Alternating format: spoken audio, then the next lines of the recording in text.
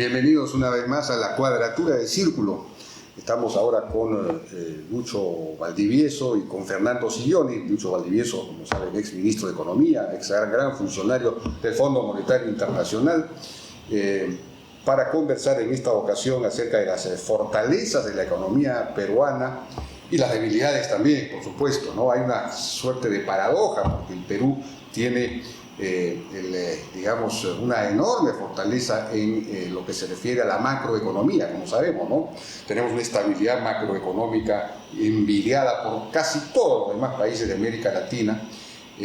No tenemos, o tenemos un pequeño déficit fiscal, no tenemos casi deuda externa muy baja relativamente hablando, en fin, entonces estamos tranquilos por ese lado, no tenemos casi inflación, una inflación bajísima. Y todo eso es lo que nos permite seguir creciendo pese a las, digamos, trabas que se han ido poniendo crecientemente en la economía. Yo diría que lo que ha pasado en el Perú, y por eso es que ya no crecemos como crecíamos antes, en parte es que se ha desarrollado una suerte de intervencionismo de baja intensidad desde el año 2011, digamos, quizá un poco antes, de los últimos años del segundo gobierno de Alan García. Un intervencionismo de baja intensidad, es decir, regulaciones cada vez más asfixiantes sobre la economía, que hacen que la inversión sea cada vez más difícil, la rentabilidad de las empresas sea más complicada, cada vez más complicada, y en fin, el crecimiento entonces se ha ido agotando por esa razón. Esa es una manera de entrarle al tema. Lucho, no sé qué piensas. Bueno, yo considero que las fortalezas del Perú sirven para podernos proteger de los vaivenes de la economía global, en primer lugar. Hacia adentro, el problema es distinto. O sea, hacia adentro, como tú ya has mencionado, hay un conjunto de medidas de carácter microeconómico que han contribuido primero a crear un ambiente de incertidumbre y desconfianza, y también una cantidad de trabas de tipo burocrático que han impedido, o sea, que han cambiado el clima de negocios, lo cual tiene un impacto importante sobre la inversión. Pero diríamos, no hay que olvidarse de estas dos cosas. Entonces, indudablemente tenemos una gran flexibilidad en nuestro tipo de cambio, lo cual nos impermeabiliza de vaivenes internacionales. Es controlado, ¿por qué? Porque dependemos del ingreso de los commodities, que tienen una gran volatilidad en los precios. Y tenemos buenas reservas internacionales que nos permiten una política de intervención en el mercado cambiario que también ayuda justamente a controlar la volatilidad del tipo de cambio. Y lo otro es que tenemos una deuda baja, lo cual nos da una latitud fiscal para poder enfrentar, diríamos, cuando el ciclo está a la baja. Pero lo demás es también sumamente importante, y eso ya depende de otros factores, ¿no? Que es la parte interna, que es cómo es la percepción de la gente respecto diríamos, al manejo monetario, al manejo fiscal, al manejo de la política industrial y comercial hacia adentro, ¿no? Entonces eso es importante de manejar. Eso no ha venido funcionando de la mejor manera, y yo creo que hay muchas áreas y muchas posibilidades de tratar de cambiar esto, ¿no? El ámbito político, o sea, los aspectos políticos e institucionales también cuentan. O sea, cuando hay todo un pesimismo interno respecto a la fragilidad de las instituciones, a la falta de respeto a la ley, ¿no? Entonces eso también, esa fragilidad institucional también afecta mucho la percepción tanto de los consumidores como de los inversionistas, porque hay que tomar en cuenta ambos. Es curioso, ¿no? Cómo estamos hablando de pesimismo en el ámbito económico, estamos hablando de crisis. Yo leo la palabra crisis con mucha frecuencia en los medios y los comentaristas especializados. Sin embargo, como todo en la vida, esta crisis es pues relativa. Los que hemos vivido en carne propia la crisis de los 80, estamos pues en el mejor de los mundos en términos relativos, ¿no? Sin embargo, ¿por qué hablamos de crisis y por qué hay pesimismo? Porque estamos extrañando los ritmos de crecimiento de 5, 6, 7%, que también es real. Nos hemos desacelerado. Entonces, nuevamente, ¿qué está pasando que nos está llevando a esta desaceleración a pesar de los extraordinarios fundamentos macroeconómicos que son envidiables y que no los teníamos en los 80s, ¿no? ¿Qué está pasando, no? Y yo sí creo que es la debilidad, la falta de liderazgo, la permisividad, la indisciplina, la corrupción, ¿no? Entonces, encontremos pues las causas de esta desaceleración y corrijamos, ¿no?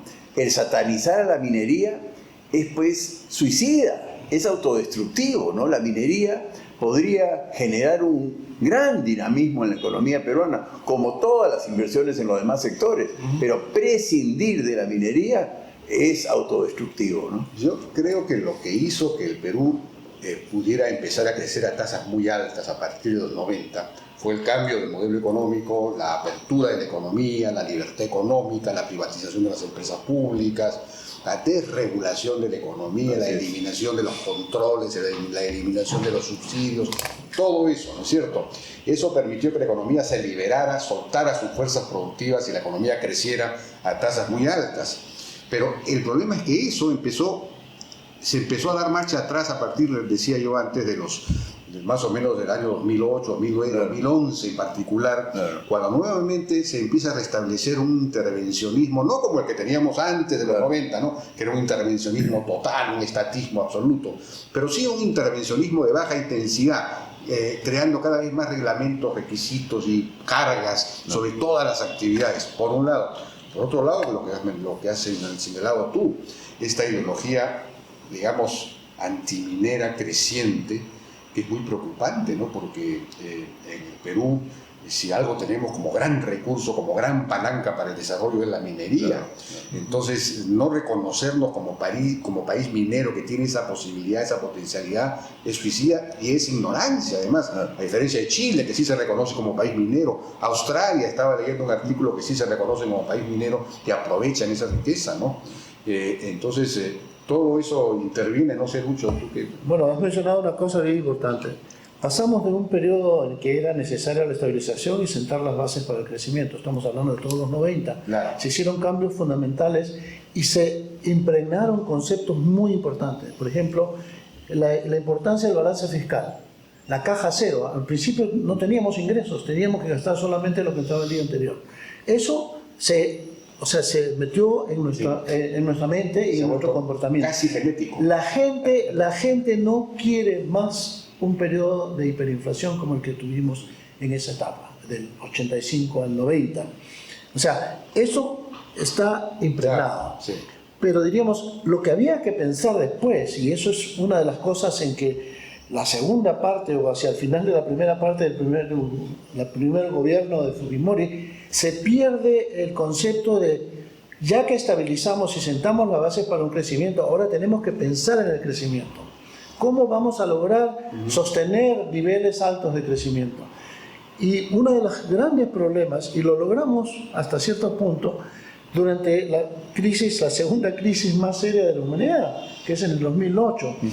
A pesar de que la economía global se cayó, creció a tasas negativas, o sea, decreció, nosotros seguimos creciendo. Hoy, cuando se está desacelerando la economía global, es la primera vez que estamos creciendo por debajo de la economía mundial. Y eso es muy serio. Eso te indica que a pesar de tener todas unas fortalezas y una reacción, el modelo de crecimiento no está siendo adaptado, no está siendo, implementado de la manera en como que nos va a sacar de esta trampa del ingreso medio. Y eso hay que enfatizar productividad, institucionalidad, y hay que generar confianza con el liderazgo. O sea, sí. Ahora, ¿por qué es tan importante el tema? El objetivo no es el crecimiento económico per se. Lo que trae el crecimiento económico es mejoras en el bienestar de la población. El Perú logró reducir la pobreza de 50% a casi 20%. Entonces, el bienestar que se genera con el crecimiento económico es extraordinario, ¿no? La clase media peruana ha crecido mucho gracias al crecimiento económico. Entonces no estamos hablando de cosas teóricas, estamos hablando de impactos directos en el bienestar de la población. El crecimiento económico incide en el bienestar de la población. Repito, esto no es teoría, esto va de frente al bienestar de las familias. Efectivamente, algo que la población, parte de la población, por lo menos los que se oponen a una actividad importante como la minería, no reconocen, es la relación entre actividad productiva y estabilidad fiscal, es decir, no tener déficit fiscal. Felizmente tenemos un bajo déficit fiscal y no tenemos inflación porque tenemos algunos ingresos, digamos, ingresos fiscales suficientes. Claro. Aunque la verdad es que como tampoco ejecutamos mucha obra pública, si ejecutáramos todo el presupuesto público, de repente no tendríamos un déficit mayor. Pero por lo mismo, necesitamos ingresos fiscales. ¿Y cómo se consiguen los ingresos?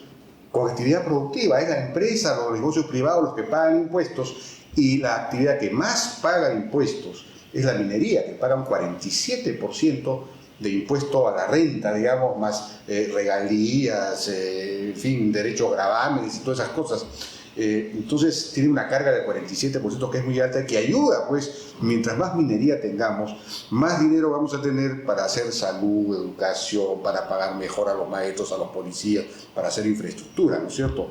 Eso es fundamental. Y el otro tema que quería mencionar es en relación a la comparación con los 90, es que